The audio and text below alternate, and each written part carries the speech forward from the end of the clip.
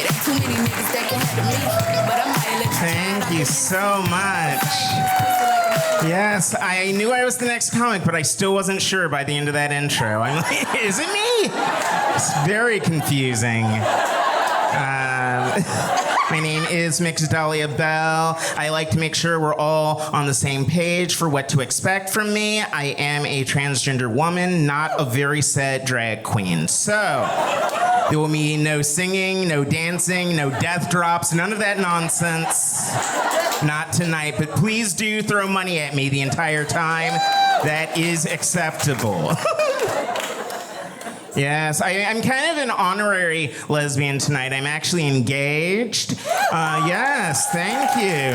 Yes. Proving every day you can turn a hoe into a very promiscuous housewife. Yeah, I can do it all. Do it all. My fiance actually uses they, them pronouns to let people know they don't believe in Jesus, whereas I prefer to use she, her pronouns to avoid additional conversation. You know, there's no wrong way to do it. There's no wrong way. Obviously, my pronouns are very serious to me in certain situations. Like, if anyone wants to flirt with me after the show, I highly encourage it. And you have to get my pronouns right every single time, okay? But when my bill collectors call, they can use any pronoun they want, and I still won't pay them. So that's just a little example of nuance. It's fun. My older brother still hasn't quite made peace with the idea of me being his younger sister, though. So anytime it comes up in like a family chat or something, he'll just assign me a different identity. And one of his favorites is to say, Dahlia's not trans. No, she's just a weird dude. Now, I know this is Portland. All of you are rushing to judge my brother, and stop it, okay? I need you to know I don't think my brother's transphobic, homophobic, bigoted, none of it. Okay, I think he's just a weird dude. And I like that we can have that in common, you know? The only other thing we have in common at this point is this face. Like, if I take off all my makeup, or if he puts a little on and evens out his complexion, we have the exact same face. So you also have to consider how difficult his life is, waking up night after night after night from vivid nightmares of his own face sucking dicks. Like, that's gotta be intense, you know? And I know that, try as he may, he can never get these images out of his mind because I keep sending him the footage. First thing, every morning, like clockwork. A few days ago, though, I woke up and I got very, very, very high because it gives me hope in the rest of you. So I got very high, and I don't know about you, but if I get too high, I get strangely religious. So first thing in the morning, I went on Twitter and I tweeted out for all the world to see, when I die and go to heaven, Mr. LeVar Burton will read sweet nothings into my gaping booty hole for all eternity. Hashtag, God is good. Hashtag, won't he do it? And that tweet earned me a like and a follow by none other than LeVar Burton. That is right. Yes, true story. I did that. Yes. I got Kunta Kinte to interact with my booty hole on social media. That's amazing. He's from the past. They didn't even have the internet yet. Think about it. But he's also Geordie LaForge, and he's in the future. And I'm trying to get digged down by LeVar Burton right now in the present tense. So I'm basically making love to string theory. That's amazing. It's an achievement. So naturally, I did what any other reasonable woman in my position would do, and I spent the rest of the day researching everything LeVar Burton has ever said or done. And I gotta break it to you, he has done nothing wrong in his entire life. The man is absolutely flawless, except in 1995, LeVar Burton got married. I wasn't even of age yet, so I have arbitrarily decided that was transphobic. Here's the thing. So I was heartbroken. I'm like, how could he do this to us? What about our family? And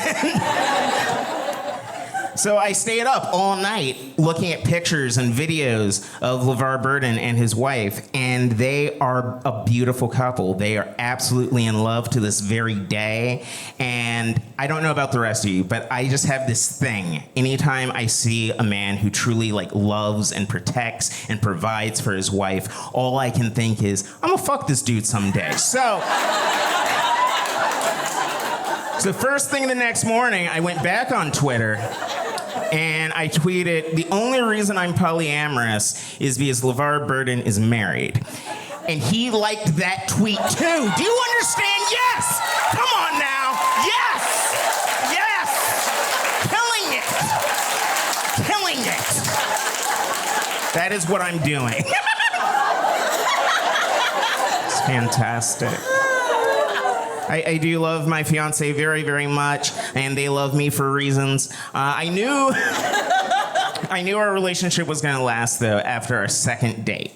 Because they had me over to their place for dinner, and they're one of those fancy gourmet types. They make a meal out of a salad. You know, it had everything. It had meat, olives, tomatoes, rich people lettuce. It was fantastic.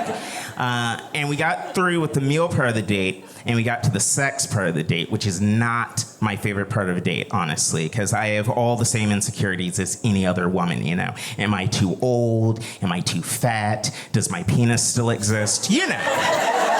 Just the basic stuff. And luckily, my partner is very intuitive, avoided all the trauma areas, and very, very politely, very sweetly placed a finger in my booty hole. It was very sweet, very romantic.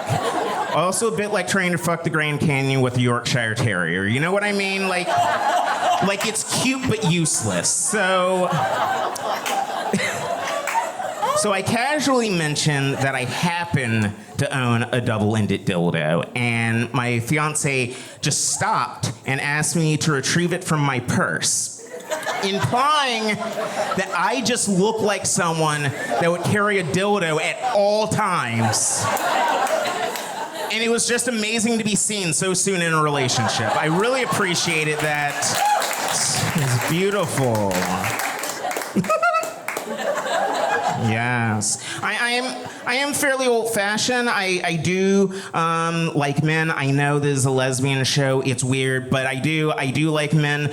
It's horrible. It's an addiction. I try to stop, but I just keep going for it.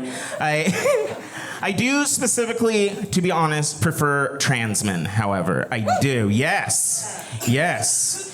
Because there is nothing that says commitment like saving up to buy your partner the perfect dick. You know? Because if we break up, I will take the dick with me. I promise you. Try me. I'm also very petty, very petty. So if someone wrongs me, I will throw that dick through their windshield. And the sentencing is much rougher if you have to cut it off first. So it's all about ethics. No, love comes and goes. Quality silicone has a lifetime guarantee. So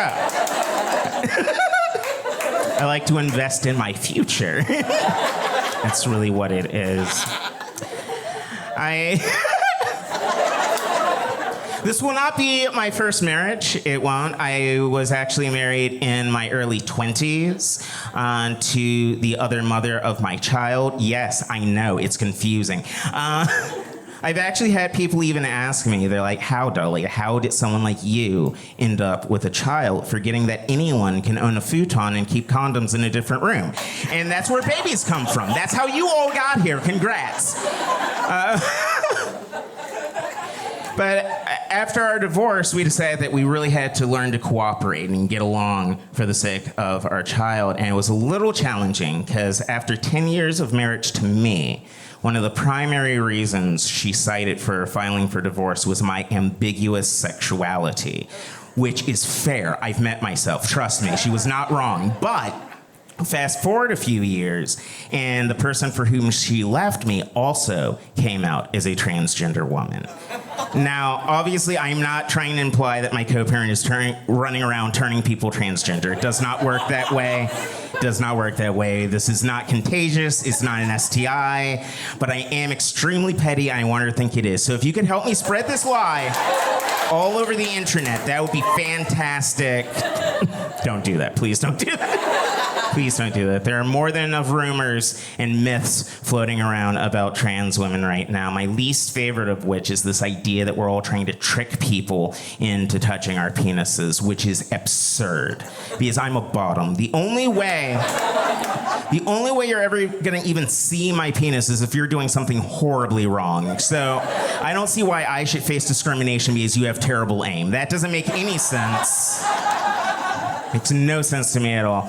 Also, I've known quite a few other transgender women in my life, and I know for a fact not one of them has ever once shut up about being trans. It doesn't happen. Seriously. We're worse than Christians and vegans. The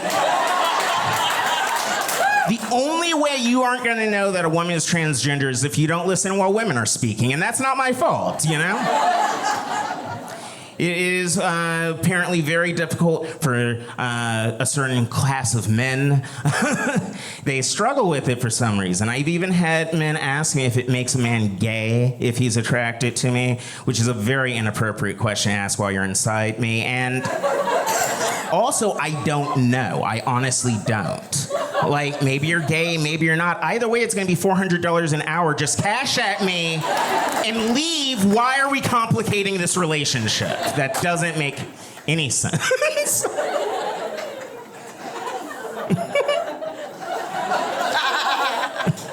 No,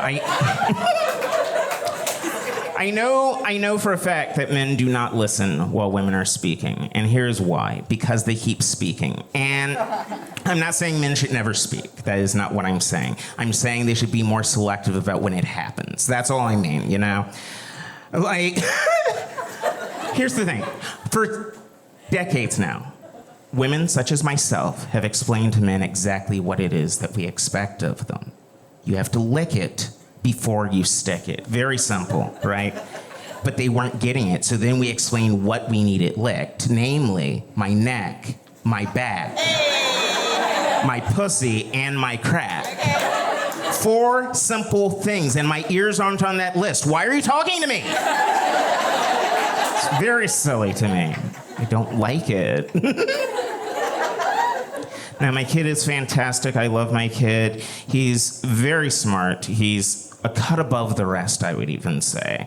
My partner and I, we like to bounce jokes off of each other sometimes. And I'm sure some of you have heard this little trope about brown and black babies being cuter than white babies, right? We've all heard this. But being the artist that I am, I wanted to take this trope a step further and determine why. Why are brown and black babies cuter than white babies? And I figured it out with science. Okay. So, unfortunately, the darker someone's skin is, the less oil it produces, the drier it is, thus the constant battle of the ash. So inversely, the lighter someone's skin is, the more oil it produces, which is why all white babies look like angry old people who have been soaking in a bath too long of their own oily viscera, because that's essentially what they've been doing in someone's greasy uterus for 9 months, and it's disgusting. And that's a good joke. To which my darling half-white child replied, and that's why they're more flammable. And that's a better punchline. That is a better punchline. You're all beautiful. I love you. Have a great night.